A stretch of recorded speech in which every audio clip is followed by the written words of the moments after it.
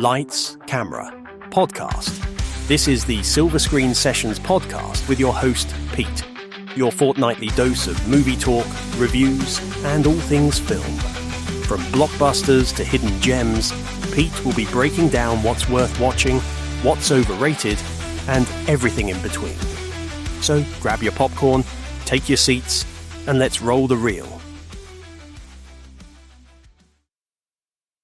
Welcome back to the Silver Screen Sessions podcast, the show where we buckle up, blast off, and break down the movies that define their eras, for better, for worse, and for pure entertainment value. I'm Pete, and today we're taking you to the skies for a wild ride with 1997's Con Air, a movie that's part high-octane action thriller, part accidental comedy masterpiece, and entirely unforgettable. It's the film that gave us Nicolas Cage's slow-motion hair in the desert breeze, Steve Buscemi's unnerving calm amid chaos, and one of the most ridiculous yet glorious premises of the 1990s. A plane full of the world's most dangerous criminals being transported across the country, and then, of course, hijacking it. This is Con Air, where every explosion is operatic, every line of dialogue could be on your t-shirt, and every character feels one sentence away from pure madness. So fasten your seatbelts, folks. This flight's about to get turbulent. The story, welcome to Con Air. The setup is simple, and yet somehow completely bonkers. Nicolas Cage stars as Cameron Poe, a former Army Ranger who's sent to prison for manslaughter after accidentally killing a man while defending his wife in a bar fight. After serving his time, Poe is finally being released. He just needs to take one last trip home aboard a prison transport plane carrying some of the most dangerous convicts in America. You can already see where this is going. Once in the air, the cons led by Cyrus the Virus Grissom, played with delicious menace by John Malkovich, take over the plane, plotting to escape to freedom. What follows is pure chaos, shootouts, crashes, betrayals, explosions, and some of the most over-the-top dialogue ever written. Meanwhile, US Marshal Vince Larkin, played by John Cusack, tries to track them from the ground while Poe attempts to save the day from the inside. What makes Con Air work isn't just the absurdity, it's the sincerity. It's ridiculous, but it means it. So the cast, lunacy and legends. The film's cast is one of the wildest ensembles of the 90s. It's like someone rolled dice to decide which actors to throw into a plane together. Nicolas Cage, with that glorious southern drawl, is our stoic hero. He's calm, honourable, and somehow keeps a straight face through lines like, "Put the bunny back in the box." Cage's hair deserves its own credit. John Malkovich is the perfect villain, cold, calculating, and utterly fed up with everyone around him. Fun fact, Malkovich was reportedly frustrated on set because the script kept changing, which might explain why his performance has that twitchy, unhinged energy. Then there's Steve Buscemi as Garland Green, the Marietta Mangler, a serial killer who disturbingly calm in demeanour. His quiet tea party scene with a little girl is both creepy and strangely poignant. Only Buscemi could make that work. Ving Rhames, Denny Trejo, Michael T. Williamson, and Dave Chappelle, yes, that Dave Chappelle, round out the rogues gallery. Each brings a unique brand of chaos to the screen. And John Cusack. He's the perfect straight man to all this insanity. The only character who seems to realise how nuts everything is. So behind the scenes, the mayhem of making Con Air. Let's talk about the madness behind the movie, because Con Air was always wild to make it what it is to watch. Directed by Simon West in his feature debut and produced by Jerry Bruckheimer, the man behind The Rock, Armageddon and basically every explosion in the 90s, this movie was big in every sense.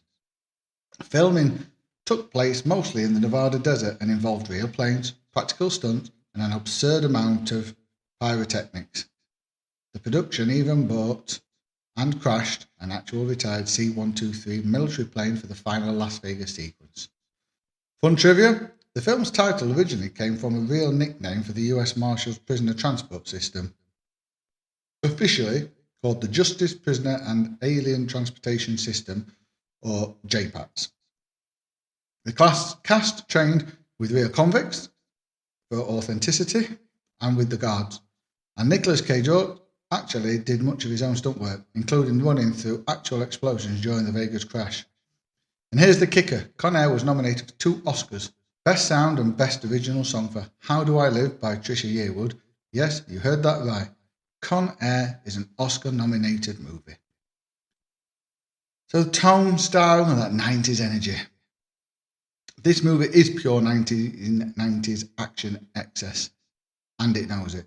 Every slow motion walk, every perfectly timed guitar riff, every one-liner delivered through clenched teeth. It's cinema turned up to 11.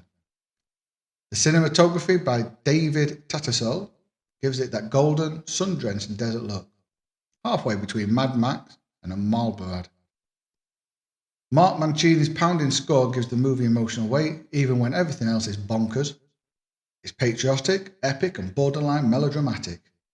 That's the point. And that's what makes Con Air so unique. It straddles the line between sincerity and self-parody. You laugh with it and at it at the same time. And somehow, both feel right. So the themes, redemption, brotherhood, and freedom. Underneath the testosterone and explosions, Con Air actually has a beating heart. Cameron Poe's story is one of redemption. He's a man who just wants to go home to his wife and daughter, and the film never lets you forget that. It's that old school, mythic idea of the American hero, tough, honourable, and guided by love. The film also taps into the ideas of loyalty and justice. Poe refuses to abandon the innocent guards or prisoners who deserve better. He fights for them. And then there's the symbolism of freedom, a plane full of men desperate to escape, yet only one truly deserves it. It's simple, sure, but that simplicity gives it power. The final act, Vegas goes boom. Let's be honest, Con Air could have ended anywhere, but dropping a burning plane onto the Las Vegas Strip, inspired. The climax is a symphony of chaos, engines blowing, cars crashing, slot machines erupting in sparks, and through it all, Nicolas Cage walking in slow motion. And the ending. Poe finally meets his daughter, hands her the famous stuffed bunny, and How Do I Live swells in the background. It's absurdly sentimental, and somehow it works perfectly. So my review and rating. Con Air is not just an action movie, it's an experience. It's part parody, part perfection. A film that never winks at the audience, but somehow knows exactly how ridiculous it is. The action is spectacular, the cast is phenomenal, and Nicolas Cage delivers one of his most iconic performances. Is it over the top? Absolutely. But it's also brilliantly crafted chaos. So my rating, 9 out of 10. Because sometimes cinema doesn't need subtlety, it just needs explosions, redemption, and a bunny in a box. And that's Con Air, a film that defies gravity, logic, and expectations. It's proof that 90s action movies didn't just entertain, they soared. If you haven't watched it in a while, fire up that jet engine of nostalgia and let this movie remind you what big screen fun really means. Thanks for tuning in to the Silver Screen Sessions podcast. If you enjoyed this episode, follow, share and leave a review. It really helps more movie lovers find the show. Next time, we're trading convicts for hockey sticks with the Mighty Ducks. A feel-good underdog story that defined 90s sports movies and melted even the iciest hearts. Until then, keep your tray tables locked, your seat upright, and remember, don't touch the bunny.